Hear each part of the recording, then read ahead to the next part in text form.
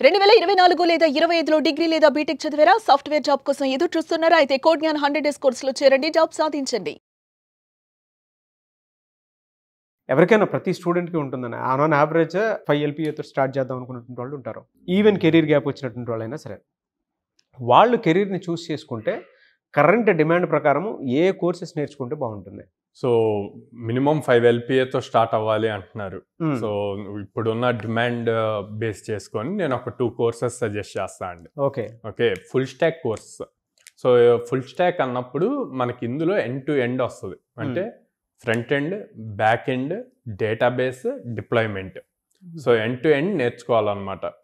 అంటే ఒక్క పర్సనే అన్నీ చేయగలిగేంత స్కిల్ నేర్చుకోవాలి. సో ఈ ఫుల్ స్టాక్ కోర్సెస్లో Java full stack, Python full stack ఈ రెండు సజెస్ట్ చేస్తాను. ఇంకా మనకి చాలా ఉన్నాయి, like JavaScript full stack ఇలా కూడా ఉన్నాయి. బట్ ఈ రెండిటికి మార్కెట్లో నెంబర్ ఆఫ్ ఓపెనింగ్స్ అన్నవి ఎక్కువ ఉన్నాయి. సో అందుకని చెప్పి ఇది చూజ్ చేస్తున్నాం.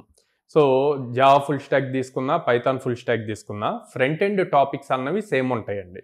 HTML, CSS, జావా స్క్రిప్ట్ ఉంటుంది, జావా స్క్రిప్ట్ ఫ్రేమ్వర్క్, రియాక్ట్ ఉంటుంది. అండ్ దెన్ డేటాబేస్ తీసుకుంటే MySQL యూజ్ చేసుకోవచ్చు, MongoDB యూజ్ చేసుకోవచ్చు.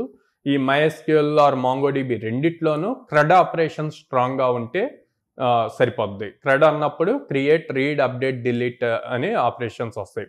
మీరు ఎట్లాంటి అప్లికేషన్ తీసుకున్నా, మీరు వెబ్సైట్స్లో ఏది చూజ్ చేసుకున్నా ఈ 4 మీదే మొత్తం వెబ్సైట్ రన్ అవుతుంది. సింపుల్ ఎగ్జాంపుల్ తీసుకుంటే కనుక, మీరు ఒకవేళ మీకు ఒక షాప్ ఉంది, మీరు అమెజాన్లో ప్రోడక్ట్ లిస్ట్ చేయాలి. అప్పుడు ఏం చేస్తారు? అకౌంట్ క్రియేట్ చేస్తారు.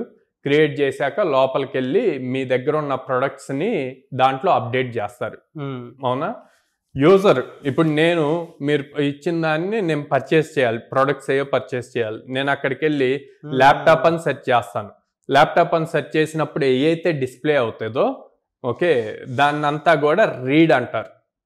ఓకే గెట్ చేస్తూ ఉంటుంది అనమాట. మనం ఏదైతే సెట్ చేస్తామో అది గెట్ చేసి చూపిస్తూ ఉంటుంది.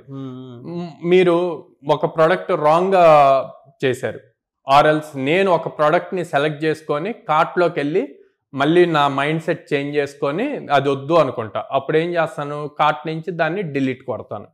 సో మీరు ఎంటైర్ అప్లికేషన్ మొత్తం తీసుకున్నా ఈ 4 ఆపరేషన్స్ మీదే జరుగుతుంది. ఈ 4 ఆపరేషన్స్ లాజిక్స్ రాయటం కోసమే బ్యాక్ ఎండ్ని యూజ్ చేస్తాం. అండ్ యూజ్ చేశాక వచ్చే డేటా మొత్తాన్ని స్టోర్ చేయడానికి డేటాబేస్ యూజ్ చేస్తాము. మనం యూజర్ కనిపించడానికి యూజర్ ఫ్రెండ్లీగా ఉండటం కోసం ఫ్రంట్ ఎండ్ యూజ్ చేస్తాం. సో ఓకే బిల్డ్ చేశాక దీన్ని ఒక సర్వర్లో డిప్లాయ్ చేస్తాం. అప్పుడు ఒక URL వస్తుంది. ఈ URL మీరు ఎవరికైనా పంపించండి, ఈ ప్రపంచంలో ఉన్న వాళ్ళు ఎవరికైనా పంపండి. వాళ్ళ దగ్గర ఇంటర్నెట్ యాక్సెస్ ఉంటే మీ అప్లికేషన్ వాళ్ళు యాక్సెస్ చేయగలుగుతారు, వాళ్ళు చూడగలుగుతారు. సో అందుకే ఇప్పుడు మొత్తం ఫుల్ డిమాండ్ అంతా ఫుల్ స్టాక్ డెవలపర్ మీద ఉంది. ఎందుకు ఫుల్ స్టాక్ డెవలపర్ మీద ఉంది?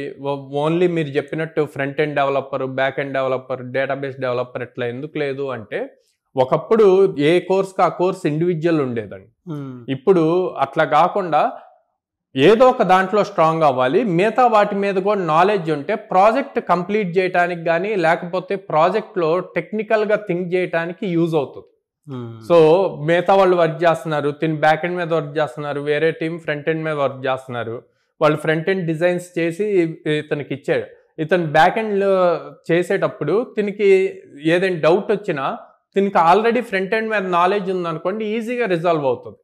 లేదంటే టైం వేస్ట్ అవుతుంది, మళ్ళీ ప్రోడక్ట్ డిప్లాయ్మెంట్ వరకు డిలే అవుతూ ఉంటుంది. సో అలా అవ్వకుండా ఉండటం కోసం ఇప్పుడు కంపెనీస్ అన్నీ ప్రతి టీంలో కూడా ఫుల్ స్టాక్ డెవలపర్ ఎవరైతే ఉన్నారో వాళ్ళకి ఎక్కువ ప్రియారిటీ ఇస్తుంది అనమాట.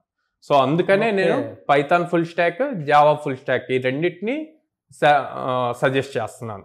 సో ఇవి చేసి ప్రాపర్గా యాజ్ ఇట్ ఈజ్ మనం ప్రాజెక్ట్స్ ప్రాపర్గా బిల్డ్ చేసుకొని అప్స్కిల్ అయ్యి నేర్చుకొని వాటిని గిట్హబ్లో పెట్టి గిట్హబ్లో వచ్చిన లింక్ని రెజ్యూమ్లో అప్డేట్ చేసుకొని అట్ ద సేమ్ టైం లింక్డ్ఇన్ని యూజ్ చేసుకుంటే కనుక ఈజీగా 5 LPA జాబ్స్ క్రాక్ చేయొచ్చు. ఎనీవేస్ థ్యాంక్ యూ అండి. Thank you so much Sairam గారు. థ్యాంక్ యూ అండి.